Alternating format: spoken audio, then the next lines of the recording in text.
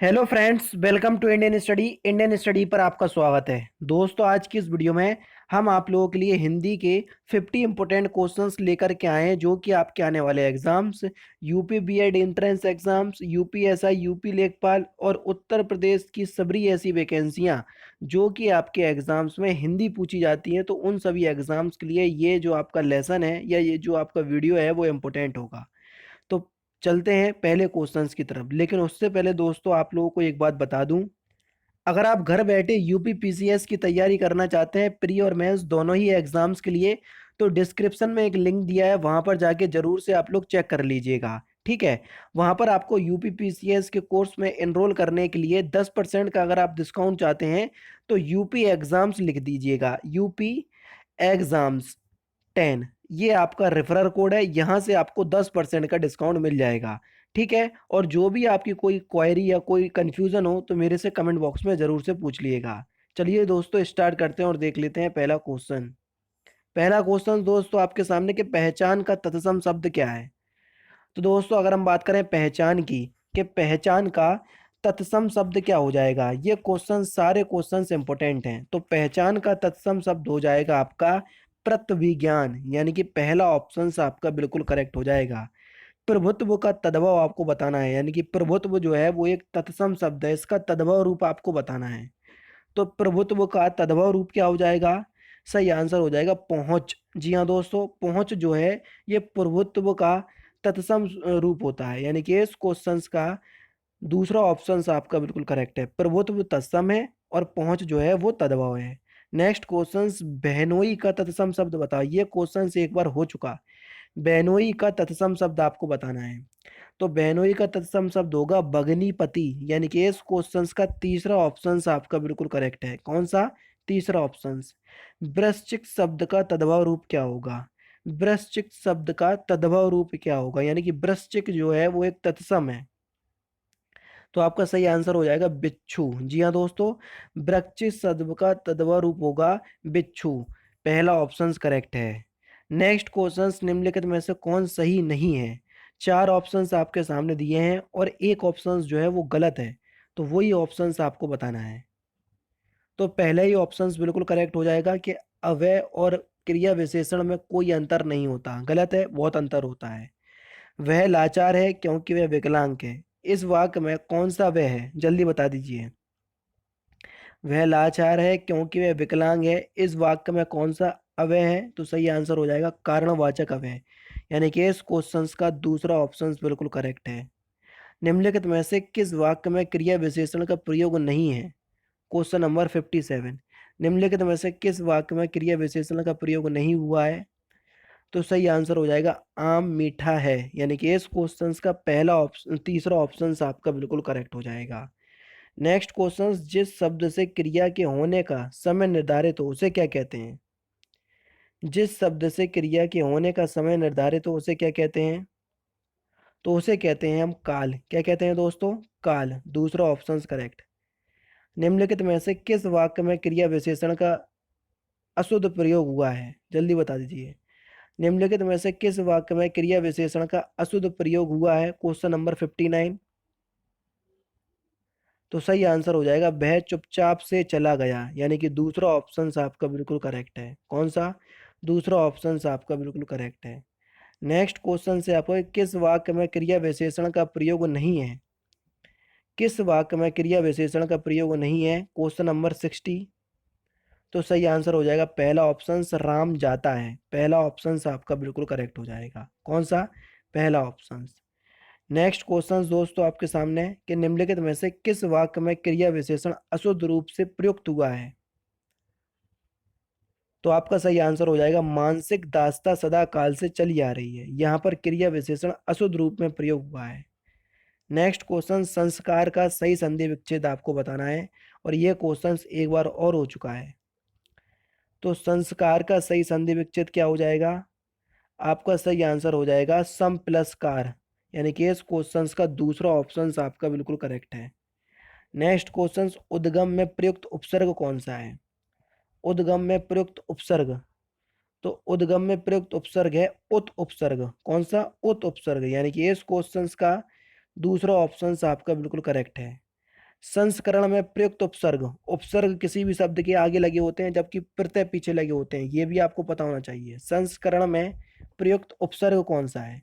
तो संस्करण में सम उपसर्ग का प्रयोग हुआ है, यानी कि तीसरा ऑप्शन आपका बिल्कुल करेक्ट है। नेक्स्ट क्वेश्चन दोस्तों आपके सामने है कि 100 की गिनती को क्या कहते हैं? सिंपल है, आसानी से बता सकते हैं। तो 100 की गिनती को हम कहते हैं हिंदी में, वाक्यांशों के लिए एक शब्द है ये, शतक कहते हैं। क्या कहते हैं? शतक। पहला ऑप्शन करेक्ट। गुरु के समीप रहने वाले विद्यार्थी क्या कहलाता है? ये क्वेश्चंस भी आपका एक बार हो चुका है किसी सेट में। तो गुरु के समीप रहने वाले विद्यार्थी को हम क्या कहते हैं? अंतेवासी। तीसरा ऑप्शन बिल्कुल करेक्ट है। परित्यक्त शब्द का सही अर्थ क्या है? परित्यक्त शब्द का सही अर्थ क्या है? तो सही आंसर हो जाएगा जिसे उपेक्षा पूर्वक छोड़ दिया गया हो। तीसरा ऑप्शन बिल्कुल करेक्ट है। कौन सा? तीसरा ऑप्शन आपका बिल्कुल करेक्ट है।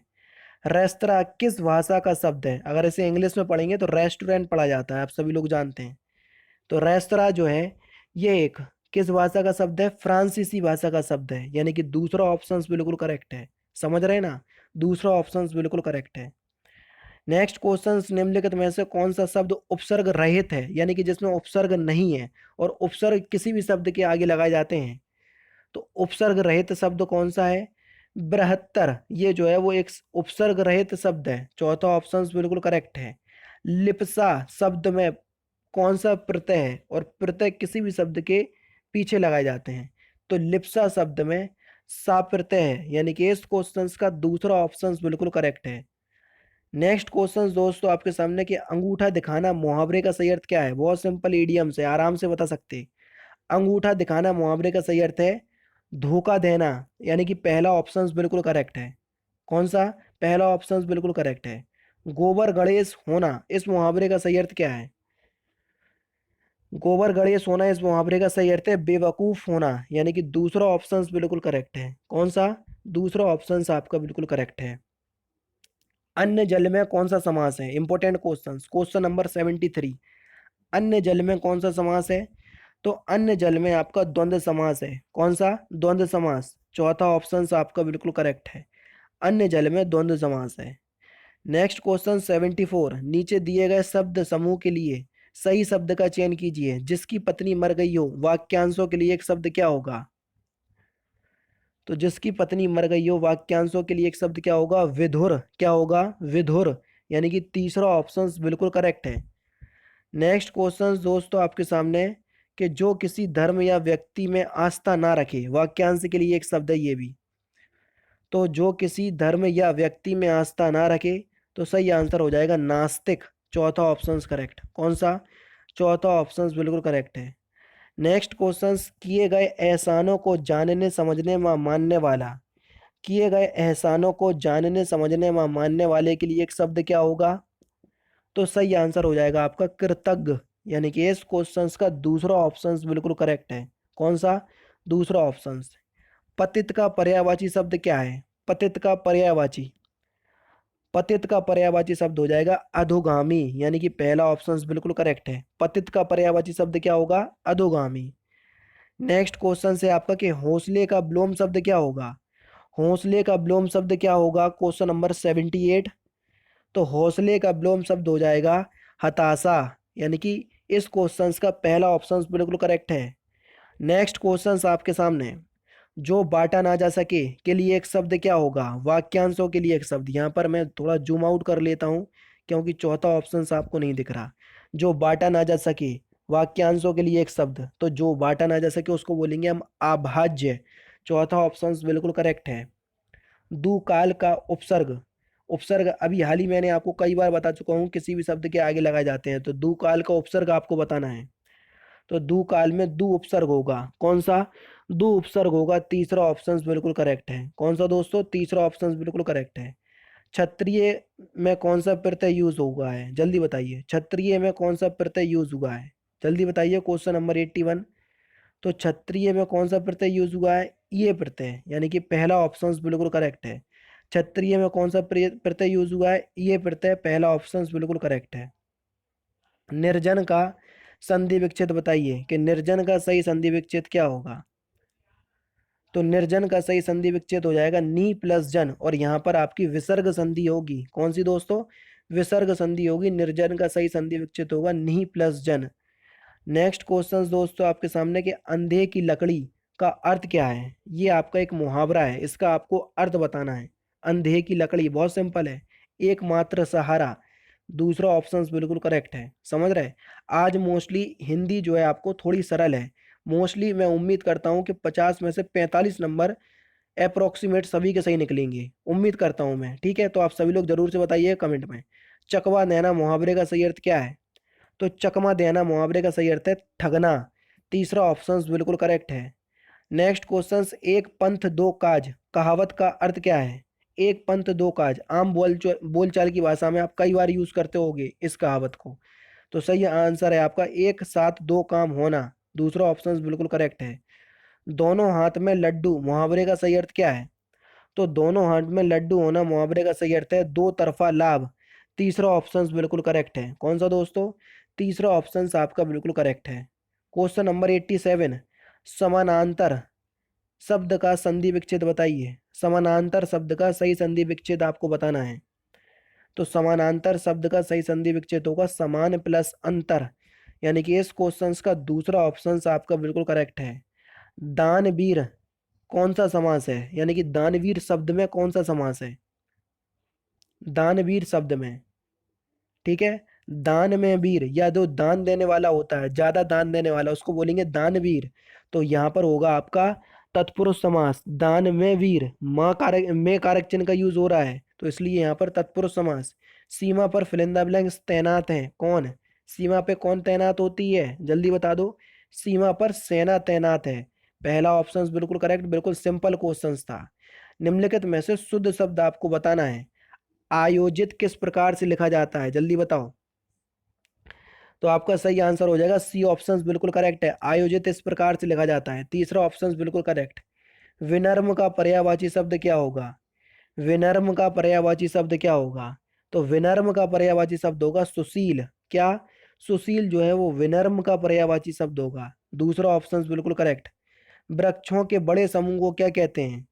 वृक्षों के बड़े समूह को क्या कहते हैं? तो वृक्षों के बड़े समूह को हम वन कहते हैं। क्या कहते हैं? वन। चौथा ऑप्शन बिल्कुल करेक्ट। नेक्स्ट क्वेश्चन 93 से 95 तक आपको विपरीतार्थक शब्द यानी कि ब्लूम शब्द आपको बताना है। दयालु का ब्लूम शब्द क्या होगा? जल्दी बताओ। 93, दयालु का ब्लूम शब्द, दयालु का ब्लूम शब्द होगा निर्दयी, यानी कि तीसरा ऑप्शन बिल्कुल करेक्ट। विस्तीर्ण का ब्लूम शब्द क्या होगा? विस्तीर्ण का ब्लूम शब्द क्या होगा? तो विस्तीर्ण का विलोम शब्द होगा संकीर्ण। पहला ऑप्शन बिल्कुल करेक्ट। कौन सा? पहला ऑप्शन बिल्कुल करेक्ट।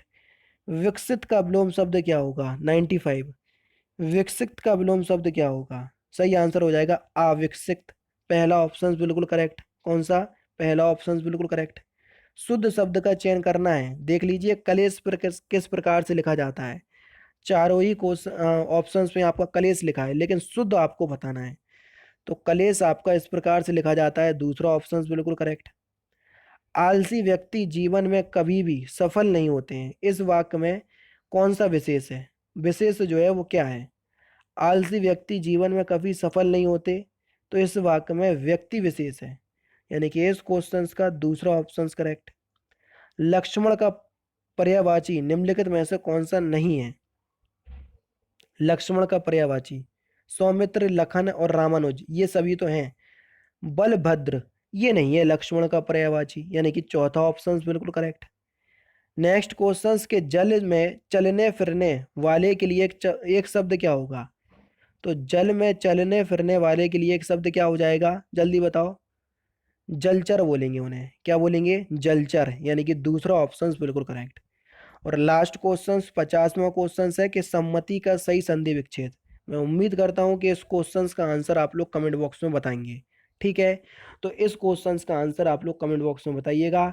और ये होगा आपके पूरे 50 क्वेश्चंस, और 50 में से आपके कितने नंबर आए हैं तो प्लीज़ दोस्तों एक बार ज़रूर से आप लोग कमेंट बॉक्स में बताइएगा। दोस्तों आप लोगों से विनती है कि अगर वीडियो अगर आपको अच्छी लगा करे तो प्लीज़ दोस्तों अपने दोस्तों के साथ शेयर जरूर कर दिया करो इस वीडियो को, क्योंकि आपके शेयर और आपके लाइक से ही हमको मोटिवेशन मिलता है, ताकि और आगे इनसे अच्छी और इंटरेस्टिंग वीडियो मैं आप लोगों के लिए बना सकूं। तो दोस्तों फिलहाल की वीडियो में सिर्फ इतना ही। अगर आपको वीडियो पसंद आए तो प्लीज़ दोस्तों वीडियो को लाइक कीजिए, शेयर कीजिए और साथ ही साथ हमारे चैनल को सब्सक्राइब करना ना भूलें, क्योंकि मैं रोजाना इसी तरह की वीडियोस आप लोगों के लिए लाता रहता हूँ। नमस्कार दोस्तों, जय हिंद, जय भारत।